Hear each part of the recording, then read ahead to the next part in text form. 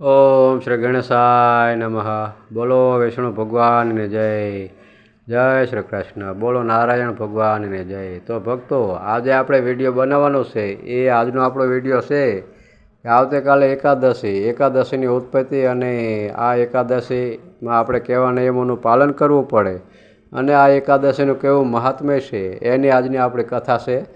તો આ કથા તમે પૂરેપૂરી સાંભળજો, જેથી કરીને આપણને પૂરા ફળની પ્રાપ્તિ થાય. અને આ ચેનલમાં જો તમે નવા હોય તો આ ચેનલને તમે સબસ્ક્રાઈબ કરી દેજો, જેથી કરીને આવનારી બધી જ કથા તમારા સુધી પહોંચે અને બધી કથાનો લાભ મળે.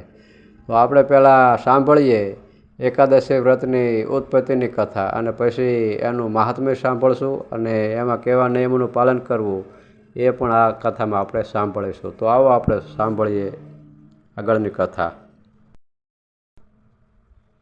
પૂર્વે એક સતયુગમાં નાડીજંગ નામના અસુરોનો દીકરો મુરદાનો નામે હતો. તે અતિ બળવાન હોવાથી અતિ ઉદ્ધત હતો. તે મુરદાનવે અતિ દુષ્કર કઠિન તપ કરીને બ્રહ્માજી પાસેથી કોઈ પણ દેવ દૈત્ય મનુષ્ય પશુ પક્ષી વગેરે કોઈ પણ પુરુષથી મારું મરણ ન થાય આવું વરદાન માગ્યું. બ્રહ્માજીએ તથાસ્તો કહીને વરદાન આપી દીધું. પછી તે અસુર અતિ ઉદ્ધત થઈને ઇન્દ્રાદિક સર્વે દિગ્પાલોને જીતીને સર્વેને હાકે કાઢીને સર્વે સ્થળે પોતાની જાતિના દૈત્યોને ગોઠવી દીધા અને દેવતાઓનું રાજ છીનવી લઈને દેવતાઓનું રાજ કરવા લાગ્યો. દેવતાઓ નિર્બળ અને નિસ્તેજ થઈને બ્રહ્માજીને શરણે ગયા. પોતાનું દુઃખ બધું બ્રહ્માજીને કહીને સંભળાવ્યું. પછી બ્રહ્માજી પોતે એ કષ્ટ નિવારણ કરવા માટે સમર્થ ન હોવાથી ને શિવજી પાસે ગયા અને સર્વે વૃત્તાંત શંકર ભગવાનને કહી સંભળાવ્યો.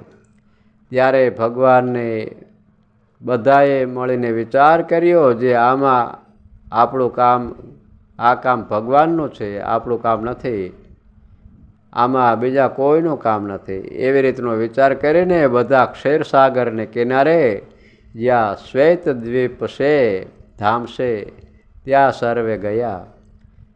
ત્યાં સર્વે એક પગે ઊભા રહીને હાથ ઊંચા કરીને તપ કરતા થકા ભગવાનની આરાધના કરવા માંડ્યા.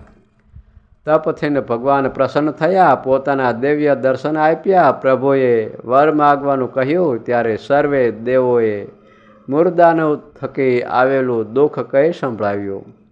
ત્યારે દેવોને દુઃખી જોઈને દયાળુ પ્રભુએ તે દૈત્યને મારવાનું વરદાન આપીને પોતે દેવોની સાથે લઈ ચંદ્રવતી નગરીમાં જઈને પાંચજન્ય નામનો શંખ જોરથી વગાડીને દૈત્યને ચેતવણી આપી. શંખનાદ સાંભળીને બધા દૈત્યો ભય પામ્યા. મુરદાનવ બહાર આવી દેવતાઓ સાથે લડાઈ કરવા લાગ્યો.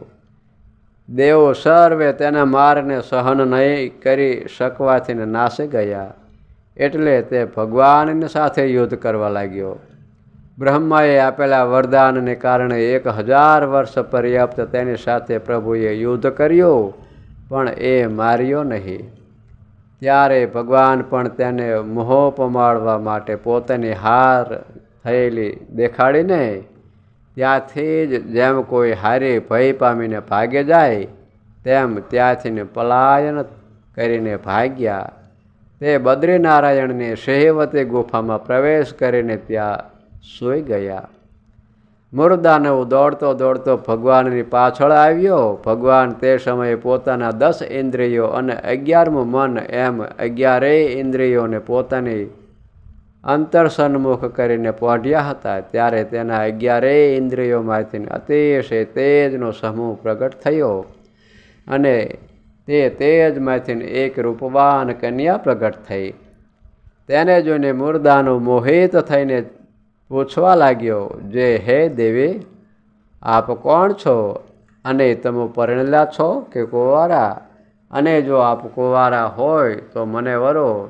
ત્યારે કન્યા બોલી, જે હું તો હજી કુંવારી છું અને પરણવા ઈચ્છું છું, પણ મારી એક પ્રતિજ્ઞા છે. ત્યારે રાક્ષસ બોલ્યો, મુરદાનવ, તે શું પ્રતિજ્ઞા છે? તો જે મને યુદ્ધમાં જીતે તે મને વરે. પછી તે કન્યાની સાથે યુદ્ધ કરવા તે તૈયાર થયો. ત્યારે કન્યાએ પહેલે જ ઘાએ ખડકે કરીને મૂરદાનવનું માથું મસ્તક કાપી નાખ્યું.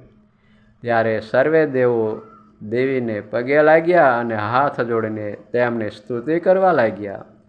ત્યારે ભગવાન પણ અતિશય રાજી થયા. પછી ભગવાન પણ અજાણ્યા થઈને એક કન્યા પ્રત્યે બોલ્યા, જે તું કોણ છે? ત્યારે કન્યા કહે છે, જે હે પ્રભુ, હે ભગવાન, હું તમારા 11 ઇન્દ્રિયોમાંના તેજમાંથી પ્રગટ થયેલી એવી આપણી દાસી એક શક્તિ છું. તપસ્વીની છું. મારું નામ એકાદશી છે. ભગવાન કહે છે, આ દૈત્ય કોઈ રીતે મરતો ન હતો, તેને મેં તે માર્યો, જેથી હું તારી ઉપર અતિ પ્રસન્ન થયેલો છું. માટે તારે જે ઈચ્છા હોય તે મારી પાસેથી તું વરદાન માગી લે. ત્યારે તે કન્યા કહે છે, જે જો આપ મારી ઉપર પ્રસન્ન થયા હોય તો મને એ જ વરદાન આપો, જે જનો, જે માણસો મારું અનુષ્ઠાન કરે, મારે દિવસે ઉપવાસ કરે, તે માણસો આ લોકમાં બધી જ મનોવંચિત સિદ્ધિને પામે અને દેહને અંતે સર્વ પાપોથી મુક્ત થઈને મુક્તિને પામે. અને જે ઉપવાસ કરવામાં અસમર્થ હોય તો તે ફળાહાર એક વખત કરીને પણ વ્રતને કરે તો તે પણ વાછિંત સુખને પામે. એ વર મને આપો. ત્યારે ભગવાન રાજે થઈને તેને વરદાન આપ્યો. એ જે આજ દિવસથી આરંભીને જો કોઈ પણ મનુષ્ય તમારા પૂજનોત્સવે સહિત તમારું વ્રત કરશે તે સર્વે પોતાની ઈચ્છિત ફળને અવશ્ય પામશે. આ લોકમાં પણ સર્વે ઈચ્છિત મનોરથને પામશે અને અંતે મોક્ષને અવશ્ય પામશે. વળી હું તમારો કેશવાદિક 24 રૂપે પતિ થઈને તમોને અતિ આનંદ આપીશ. આવી રીતે ભગવાન થકી વરદાનને પામીને એકાદશી પ્રસન્ન થઈને અંતર ધ્યાન થઈ ગયા. ત્યાર પછી ભગવાને બધા દેવો પાસે એ વ્રત કરાવ્યું. બદ્રિકાશ્રમ વાસી બધા મુનિઓએ પણ એ વ્રત કર્યું. તે દિવસથી આરંભીને આ લોકમાં આ વ્રતની પ્રવૃત્તિ થઈ છે. ધર્મશાસ્ત્રમાં પણ એમ કહ્યું છે કે એકાદશીનું વ્રત અવશ્ય કરવું જોઈએ. તે દિવસે કામ, ક્રોધ, લોભ આદિક સંબંધી ભૂંડા ઘાટ મનમાં થવા દેવા નહીં અને દેહ કરીને પણ કોઈ ભૂંડું આચરણ કરવું નહીં. આ દિવસે આપણે કોઈ પણ પ્રકારનું કોઈની નિંદા ન કરવી જોઈએ. કોઈનું આપણે અપરાધ કે કોઈ વડીલ લોકોનું અપમાન કે ઈર્ષા આવા કાર્ય ન કરવા જોઈએ. અને આજના દિવસે બને એટલો ગુસ્સાથી દૂર રહેવું જોઈએ અને મનને આખો દિવસ આપણે ભગવાનની પૂજા, કથા, વાર્તામાં પરોવવું જોઈએ. અને આજના દિવસે આપણે બ્રહ્મચર્ય વ્રતનું પાલન પણ કરવું જોઈએ.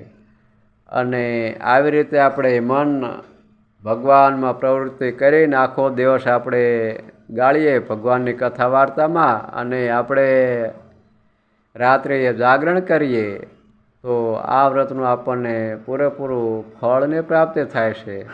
શાસ્ત્રમાં પણ કહ્યું છે, એ શાસ્ત્ર પ્રમાણે કહીએ કે જે એકાદશીને દિવસે ઢોર લાંઘણ કરીને નહીં અને એકાદશ ઇન્દ્રિયોના આહારનો ત્યાગ કરે ત્યારે તે એકાદશી સાચી કહેવાય છે અને તે વિના તો તે ઢોર લાંઘણ કહેવાય છે. માટે જે સર્વે આહારનો ત્યાગ કરે તેનું નામ એકાદશી વ્રત કર્યું કહેવાય.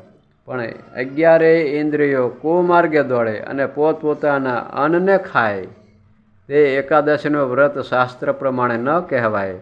માટે એકાદશીનું વ્રત કરવું હોય તો 11 ઇન્દ્રિયોનો આહાર કરવા દેવા નહીં.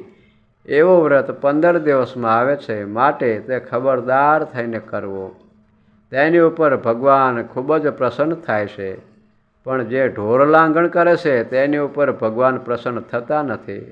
અને શ્વેત દ્વીપમાં જે નિરન્નમુખ કહેવાય છે તે તો સદાય આ વ્રત રાખે છે, માટે એ નિરન્ન કહેવાય છે. માટે આપણે પણ ઈચ્છા તો એવી જ રાખવી જોઈએ જેવા શ્વેત દ્વીપમાં નિરન્નમુખ તો છે તેવું જ આપણે થવું છે, પણ એ વાતમાં હિંમત હારવી નહીં. તો એવી રીતે જે હિંમત રાખીને જેવું મારું વ્રત કહ્યું તેવી એકાદશીનું વ્રત કરે અને ભગવાનની કથા કીર્તન આદિકની વાર્તાઓ કરે અને સાંભળે અને રાત્રિએ જાગરણ કરે તો તે વ્રત સાચું, અને શાસ્ત્રમાં તેનું જ નામ એકાદશી કીધી છે. તો આવી રીતે આ વ્રત કરવાથી આ એકાદશીનું ઘણું જ બધું મહાત્મ્ય લખેલું છે અને પૂરેપૂરા ફળની પ્રાપ્તિ થાય છે. તો ભક્તો, અત્યારે બસ આટલું જ. આપણે ફરીને એક નવા વિડીયો સાથે મળશું. ત્યાં લગીને આપણે આ વિડીયો અહીં આપણે પૂર્ણ કરીએ છીએ. અને આ કથામાં તમે નવા હોય તો આ ચેનલને સબસ્ક્રાઈબ કરી દેજો, જેથી કરીને બધી કથાનો લાભ તમને મળે અને બધી કથાના માધ્યમથી તમને પુણ્યને પ્રાપ્તિ થાય. તો અત્યારે બસ આટલું જ. બોલો વિષ્ણુ ભગવાનની જય, બોલો નારાયણ ભગવાનની જય.